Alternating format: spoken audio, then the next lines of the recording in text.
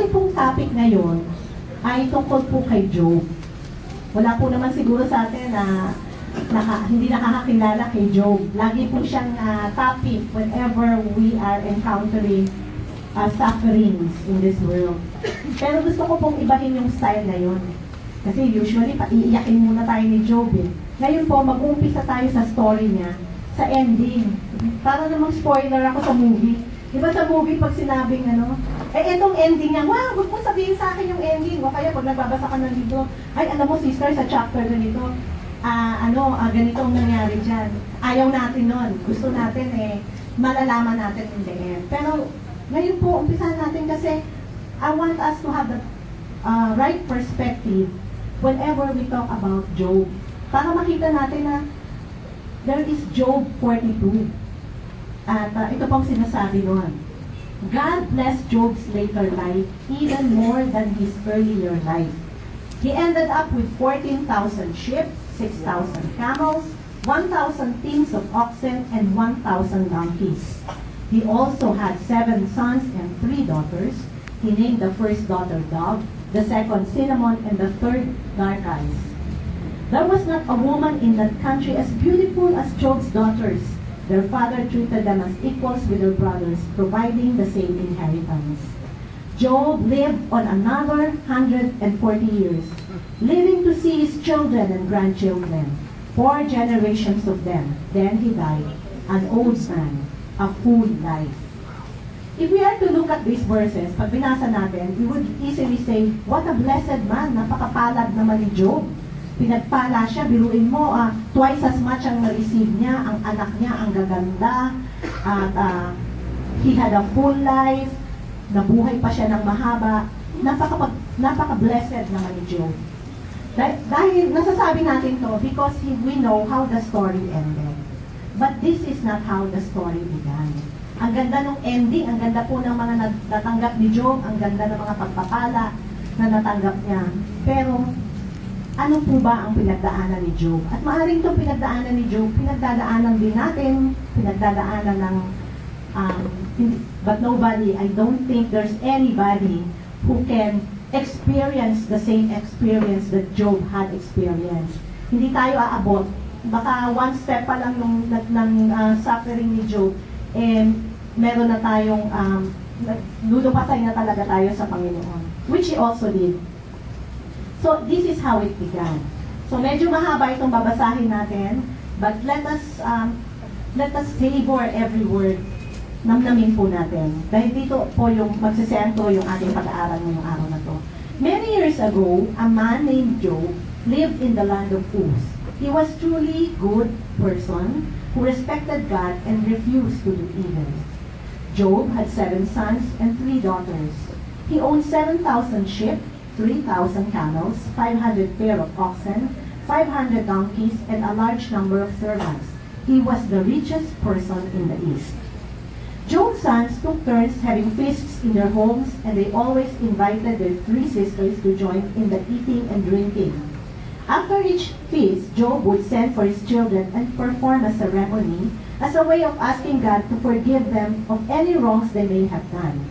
He would get up early the next morning and offer a sacrifice for each of them, just in case they had sinned or silently cursed God. Ganyan po ang puso ni Job. Ayaw na ayaw niya na ang kanyang anak ay magkakasala at magdi-displease sa Panginoon.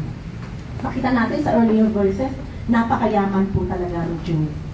One day, when the angels had gathered around the Lord, and Satan was there with them, the Lord asked, Satan, where have you been? Satan replied, I have been going all over the earth. Then the Lord asked, what do you think of my servant Job? Siguro ganun pa. Ano mo masasabi mo kay Job? No one on earth is like him. He's truly a good person who respects me and refuses to do evil. Why shouldn't he respect you? Satan remarked. Talaga to si Satan, mapaghanap ng mali ng tao. You are like a wall protecting not only him but his entire family and all his property. You make him successful in whatever he does, and his flocks and herds are everywhere. Try taking away everything he owns, and he will curse you to your face. Yun ang pagkakaalam ni Satan, but God will prove him wrong. The Lord replied, "All right, Satan, do what you want with anything that belongs to him, but don't harm Job." Then Satan left.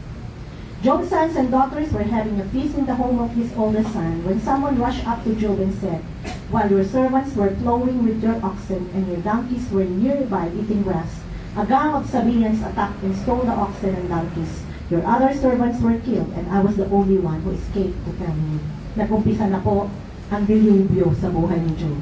That servant was still speaking when a second one came running up and saying, "God sent down a fire that killed your sheep and your servants. I am the only one who escaped to tell you." Mali yung perspective nung servant. Parang yung nasa insurance, acts of God daw yun. Hindi, acts of nature yun. God sent down. Actually, it's Satan who did that.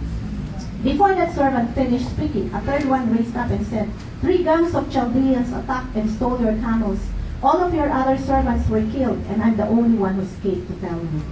That servant was still speaking when a fourth one dashed up and said, "Your children were having a feast and drinking wine at the home of your oldest son, when suddenly a windstorm from the desert blew the house down, crushing all of your children. I'm the only one who escaped to tell you."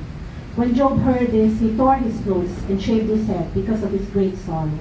He knelt on the ground, then worshipped God, and said, "We bring nothing at birth, we take nothing with us at death. The Lord alone gives and takes. Praise the name of the Lord."